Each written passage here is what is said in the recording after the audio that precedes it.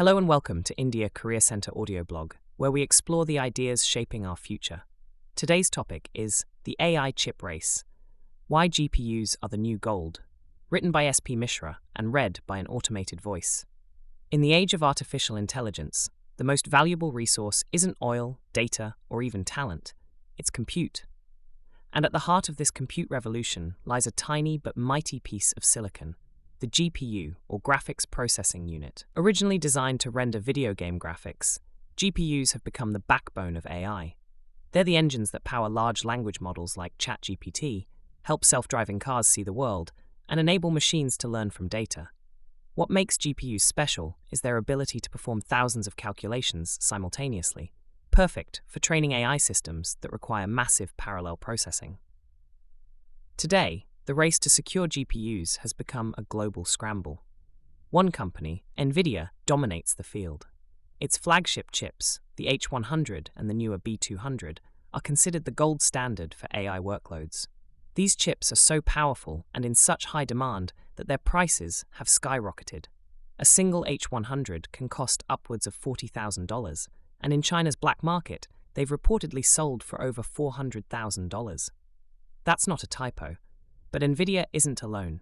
AMD is gaining ground with its MI300X chips, offering competitive performance at lower prices. Intel is pushing its Gaudi series, focusing on cost-effective enterprise solutions. Google has developed its own TPUs, optimized for its cloud infrastructure, and a wave of startups, Grok, Cerebras, Tenstorrent, Sambanova, are building specialized chips that challenge the status quo. Even China, facing US export restrictions, is investing heavily in domestic alternatives like Huawei's Ascend series. Despite this growing competition, the supply of GPUs remains painfully tight. The demand for AI compute is exploding. OpenAI alone plans to deploy over 1 million GPUs by 2025. Hyperscalers like Microsoft, Meta, and Google are hoarding chips, leaving startups and smaller firms scrambling. The result is a GPU gold rush, where access to compute determines who gets to innovate. Making matters worse, the world's leading chip foundry, TSMC in Taiwan, was hit by a 6.4 magnitude earthquake in early 2025, damaging tens of thousands of wafers and delaying production. Advanced packaging technologies like CoWoS, essential for high-performance chips, are bottlenecked. Lead times for GPUs stretch from 20 to 40 weeks, and high-bandwidth memory, HBM, can take up to a year to source. Geopolitical tensions add fuel to the fire. In late 2024, China restricted exports of gallium and germanium, critical materials for chip making, causing global prices to spike by over 100%. Meanwhile, the US expanded its export controls, blocking sales of advanced chips to China and forcing companies like NVIDIA to write down billions in unsellable inventory. And then there's energy. AI data centers consume gigawatts of power, straining local grids. In places like Texas, electricity shortages are becoming a real constraint. Power-efficient chip designs are emerging, but they're not enough to meet the surging demand. All of this is reshaping the future of AI. The shortage of GPUs is slowing progress.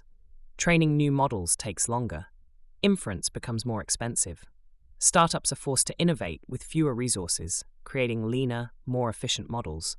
But overall, the pace of advancement is throttled. Governments are responding with massive subsidies.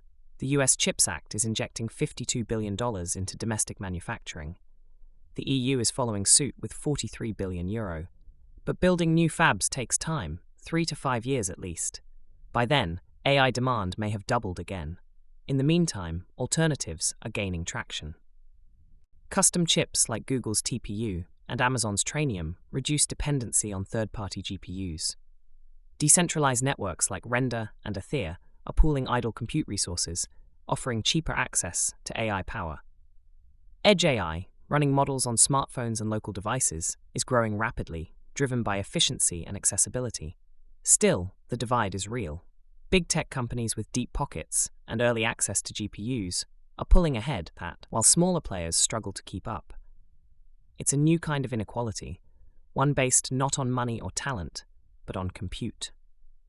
Chris Miller's chip war reminds us that control over semiconductors is control over the future. Today's AI chip race is not just a tech story, it's a geopolitical saga, an economic challenge, and a defining moment for innovation. By 2030, AI compute could reach the equivalent of 50 million H100s. But without breakthroughs in supply, energy, and design, we may fall short. The good news? Adaptation is happening. Companies are diversifying, models are becoming more efficient, and the world is waking up to the importance of chips. In this race, the winners won't just be those with the fastest hardware, but those who can build smarter, scale wisely, and think beyond the silicon. Thanks for tuning in to India Career Center. If you enjoyed listening to the blog post, please subscribe to the channel, please share it with others, and rate us 5 stars. See you soon in the next episode with some insightful thoughts to inspire you in your personal and professional life.